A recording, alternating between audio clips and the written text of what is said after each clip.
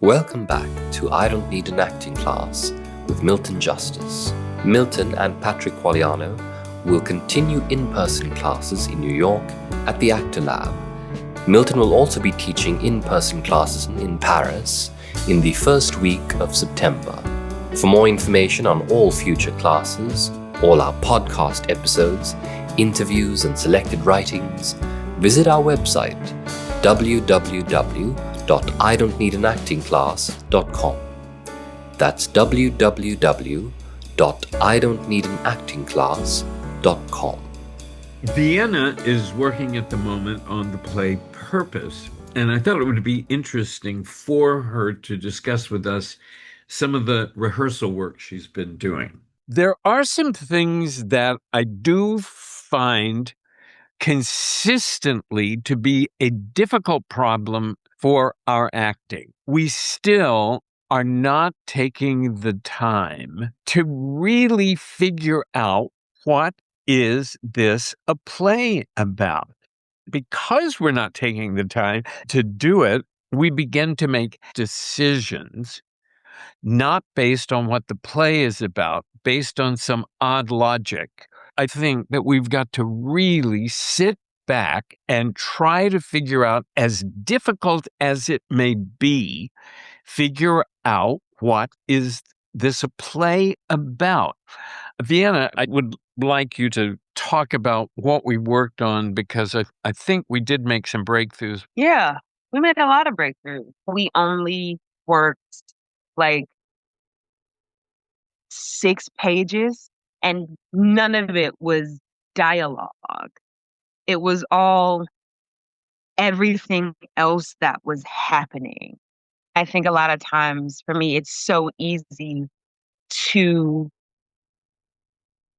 be ready to like, okay, now what am I doing? What am I doing? How am I doing this? How am I performing? What's my role in this? And watching you kind of take your time with it, to me, I was like, "Oh, I can really, really slow down, and I don't have to, like, force an effect." Like, the effect came naturally. Like, when you were, um, talking out the first time, she felt like she was accepted into the family. It was a choice that I hadn't thought of. Like, I wasn't even seeing her as this multi-dimensional person with, like, the good and the bad. Like, I was like, "Oh, she wants out of this family. Okay, she wants out of this family. She hates this family now." Like, all of these bad things that happened, and it was giving very flat, but then you started introducing all of these other things from the beginning of this relationship and my first time Let me walking just in. let me just throw in the play, in case you don't know it. She has married into this politically savvy family. Her husband, Sonny, turns out was in jail for 2 years and just got out. And she's about to go to jail because she signed the papers for him. At any rate, and nobody ever seems to believe this, but the first thing is, you really do have to work slowly. You really do have to work slowly and begin to sort out what might be going on. Now, look, I'm going to point this out because you will learn how to think the more you work on plays, because you're working on plays from the point of view of an actor who is playing a human being. And as a result, the more plays you work on, the more in depth you will get into human being behavior. And that's really, really an important issue, because it is very difficult for us, because we haven't trained this way. It's very difficult for us to look at the complex nature of human beings. There's a whole new school of acting, and I blame it on Al Pacino. It's because he started yelling all of his lines, and I think people thought if they start yelling everything. They could be Al Pacino. Who knows? But my note from our class working on Strindberg and script analysis was, in his essay on theater, Strindberg insisted that actors should behave as people do in life, not as they do on the stage. People don't decide, now I'm angry. They discover themselves becoming angry because something matters. Vienna Cop 2 is the fact she was playing a result, not living off the circumstance of the play. And so what we ended up doing is slowing down and figuring out something that makes total, and I think you all know this, but makes total logic. How did she end up here? It's so logical to ask the question, how did she end up here? And then that begs a question, if you'll take the time to say, well, was she happy here? Was she always miserable? Well, no, she wasn't always miserable, because there was a time where she was marrying into the Kennedys. She was becoming a Kennedy. So, of course, she loved it, and she didn't find out what the family was really like until it was too late. If you will go slowly and ask yourself very in-depth questions, it will help you get to, what is this a play about? What else did you get? My experience isn't enough at this point. I had to go find all of these other sources and all of these other worlds, because my world is very limited. Like I'm a bartender, there are worlds that I know. This world, being a Kennedy, I don't know that. And I don't want to limit this character because of my own limitation. Like, I don't want that for the audience. And maybe that's not a thing that I necessarily need to be thinking about. But like, I don't want them to like not get the full experience of this family and this person in this family, because I, as Viana, just have not experienced that thing, or just don't know that, or don't like that world, because I really don't really like rich people very much anyway. But I don't want that's not reflective of her. Like, that's not in the script anywhere for her story. So now it's like putting myself kind of away so I can open up to let her explore a little bit more. Do you find that you still understand what that must be like? Yeah. We are playing human beings. You might not want to marry into a rich family or a successful family or a politically important family, but you can understand someone who would want to. Yeah. Does that make sense, kids? I can certainly understand that there are people who would want to be in that situation. In fact, might even find themselves thrilled by the situation. Yeah. And then the trick kind of becomes, how do I build all of those experiences to get them to that point? To like, how do you what must life have been like for you to want to like you had to grow up poor, you had to grow up without. So okay, so now I have to build those. Maybe. But also, look, again, don't jump to conclusions. Yeah. It so happens we know she grew up poor. I think that's in the play. Uh-huh. So that's certainly one thing. But listen, here's what I want you all to do in this slowing down, so that when you're talking about something, you understand what it is. Because what you need to be able to do is to say, okay, imagine what it must be like. It's like you're so far on the outside that those people are like, in a sense, they're like gods. And one day you're sitting with them.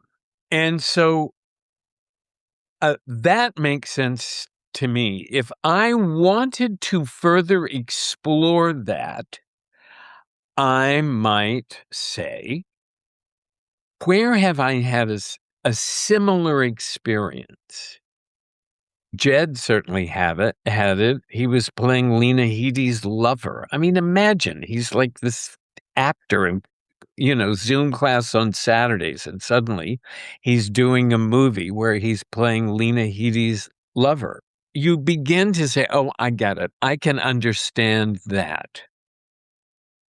I can understand what it must be like for a girl to be in this situation.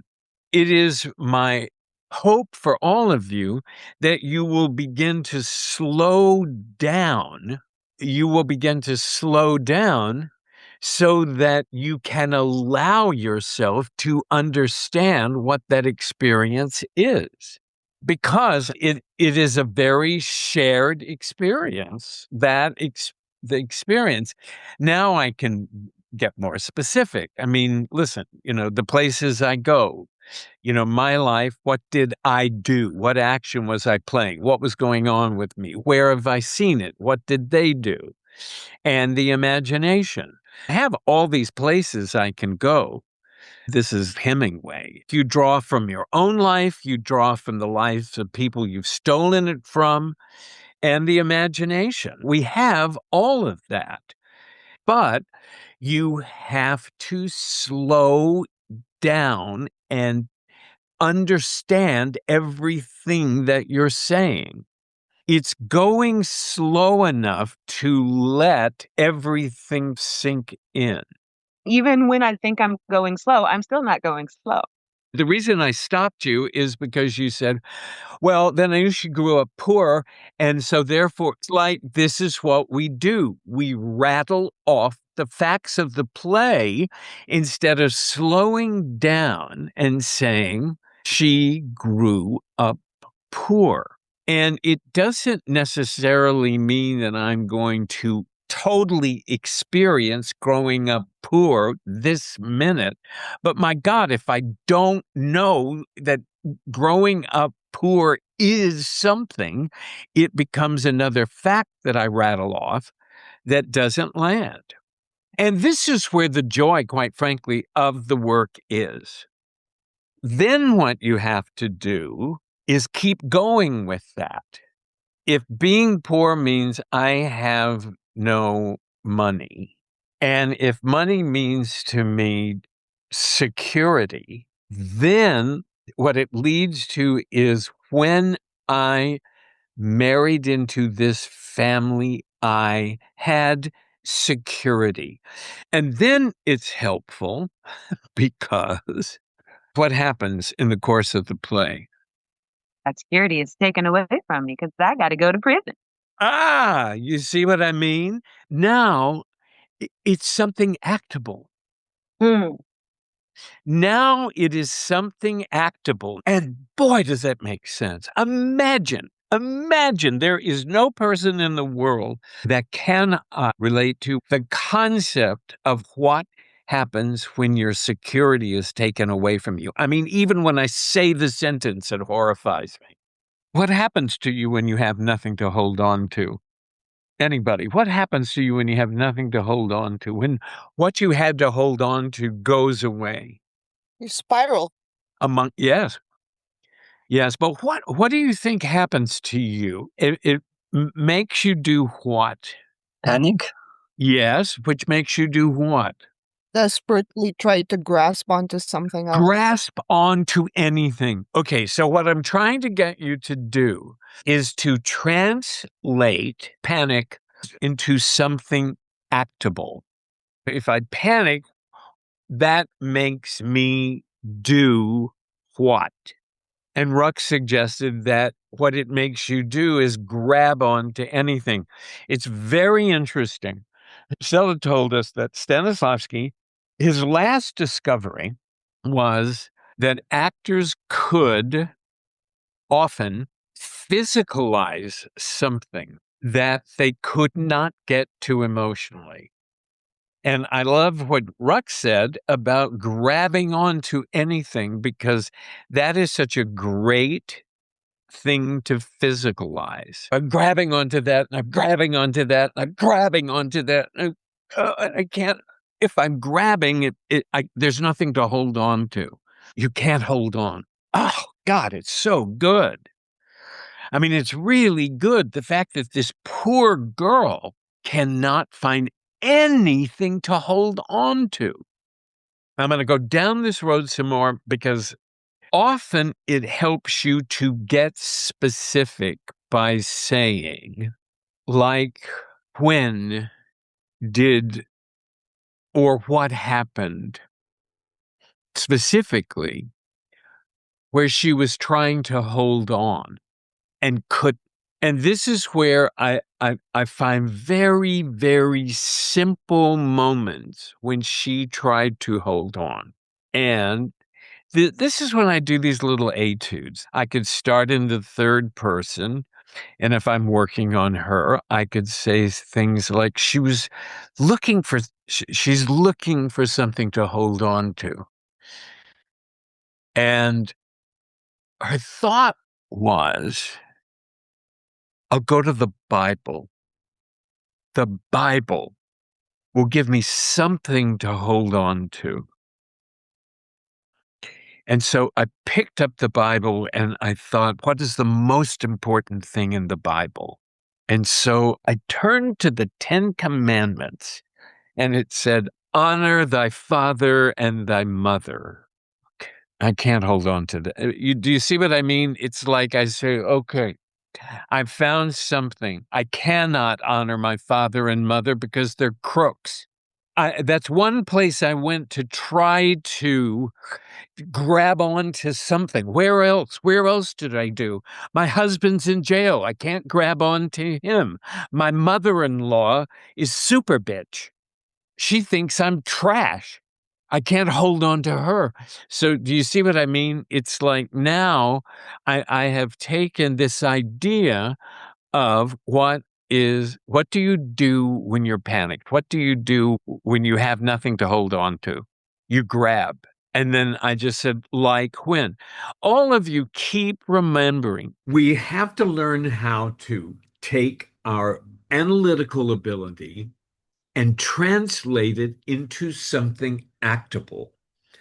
And the way we do that is to figure out, what is the character doing? And the answer is not a plot. The answer is the action of the scene, or the impulse, or what's going on. This is going to take you time, but you have to focus on this. It is really important. Knowing the difference between an effect and playing an action, or playing an impulse, or playing what's going on. You have to know the difference. Please visit www.idon'tneedanactingclass.com